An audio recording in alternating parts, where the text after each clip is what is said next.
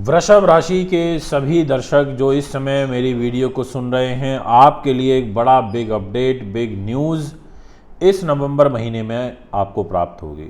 ऐसे चौंकाने वाली जो घटनाएं हैं आपके जीवन में घटित होंगी कि आप कहेंगे कि मज़ा आ गया। इसका मतलब शुभ ही होना है, तभी मैंने बोला मज़ा आ गया।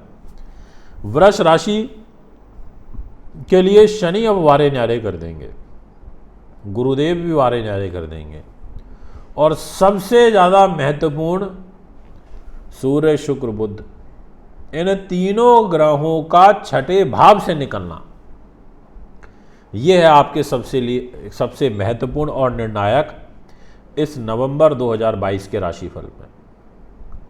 उम्मीद करता हूँ आप सभी अच्छे हैं, स्वस्थ हैं।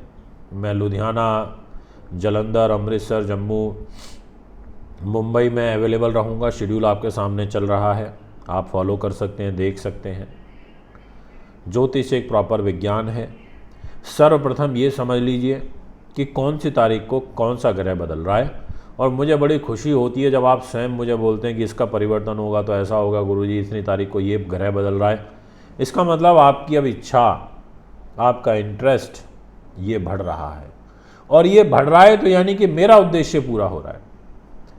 मेरा मोटिव मेन तो यही है, इतनी वीडियो बनाना, आपके बीच में लेकर के आना कि आखिर आप समझो ट्रांजिट की महत्वता को।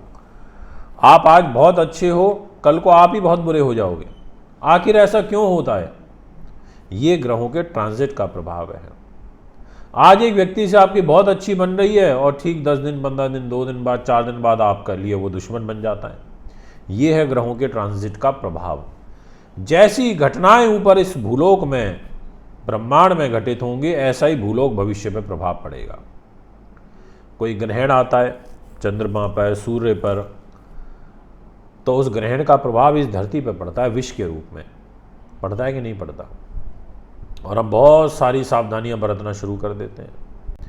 आज वृषभ राशि के दर्शकों, आपके लिए सूर्यदेव 16 नवंबर को वृश्चिक राशि में आ जाएंगे। मंगल ग्रह 13 नवंबर को पुनः वापस वृषभ राशि में वक्री हो जाएंगे। बुध ग्रह 13 नवंबर को वृश्चिक राशि में आ जाएंगे, और देवगुरु बृहस्पति 23 नवंबर को मीन राशि में आ जाएंगे, और वह भी मार्गी गति से, मीन में तो अभी भी हैं पर मार्गी गति से आगे बढ़ना शुरू कर देंगे।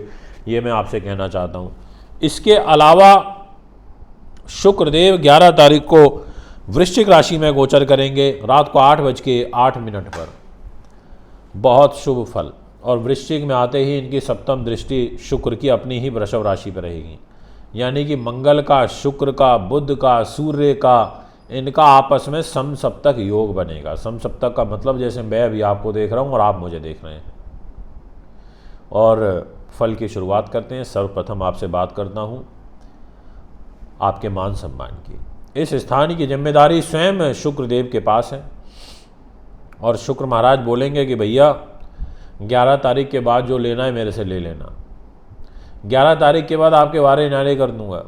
11 तारीख के बाद आपके सम्मान को भी बढ़ाऊंगा, आपके फेम को भी बढ़ाऊंगा, नए लोगों को भी आपके साथ जोड़ूंगा। और यदि आप कोई मीटिंग कॉल करना चाहते हैं, किसी से मिलना चाहते हैं, ऐसी योजना आपके मन में चल रही है, तो आप 11 तारीख के बाद कर लीजिए।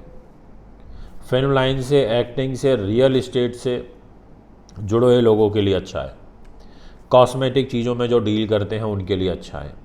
आपका कार्य बहुत सुंदर रूप में सिद्ध होता हुआ नज़र आ रहा है। ऐसी एक ग्रह गति मुझे यहाँ नज़र आ रही है। तो आखिर मैं क्यों ना बोलूँ कि आपका मान सम्मान बहुत अच्छा रहेगा। मैं क्यों ना बोलूँ कि आपको पद प्रतिष्ठा, राज्य शक्ति आपकी मजबूत होगी, साम्राज्य योग बनेगा, प्रेम भाव आप में देखने को मिलेगा, लोग आपकी ओर खींचेंगे। धन की बात करना चाहूँगा। धन की जिम्मेदारी है बुध ग्रह के पास, और धन के घर में मंगल बैठे हैं, और मंगल देव कहेंगे कि भाई मैं धन पे भी बैठा हूँ, वाणी पे भी बैठा हूँ, और परिवार पर भी बैठा हूँ। तो परिवार पर के साथ मनमुटाव, वाणी पे दोष, और धन का रुकना पाना, ऐसा एक योग यहाँ पर बना के बैठे हुए हैं। और ये योग आपका चलेगा दिनांक 13 तारीख तक। 13 तारीख को मंगल ग्रह इस स्थान से निकल के वापस बैक गियर लगा देंगे और वृषभ राशि में आ जाएंगे वक्र चाल में। तो 13 तारीख के बाद से आपकी आर्थिक समृद्धि और उन्नति बनेगी।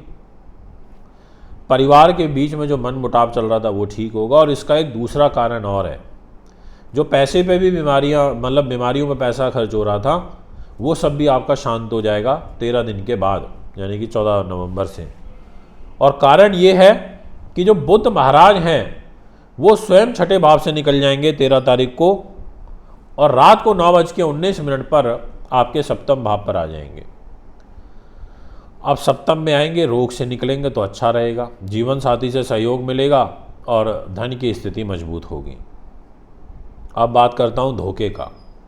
इस स्थान की जिम्मेदारी चंद्रमा के पास है। इमोशनल होकर डिसीजन मत करना, नहीं तो धोखा खा जाओगे, क्योंकि शनिदेव कर्क राशि को देख रहे हैं, शत्रु राशि को देख रहे हैं। तो ऐसे में आपको ज़्यादा सहयोग नहीं मिल पाएगा। भाई बहनों का, मित्रगणों का, सगे संबंधियों का, उनसे आपको कोई क्षति होना, उनसे आपके सम्मान को ठेस पहुंचना, ऐसी एक गोचरीय स्थिति आपकी राशि में यहाँ पर बनी हुई है।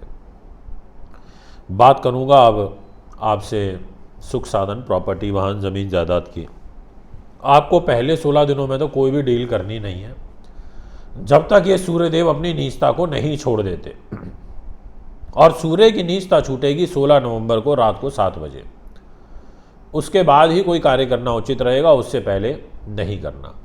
इसलिए प्रॉपर्टी रिलेटेड डील अभी होल्ड कर दीजिए, इंतज़ार करिए, मन पर नियंत्रण रखिए, क्रोध और गुस्से से बचिए, छोटी छोटी बातों पर परेशान मत होइए।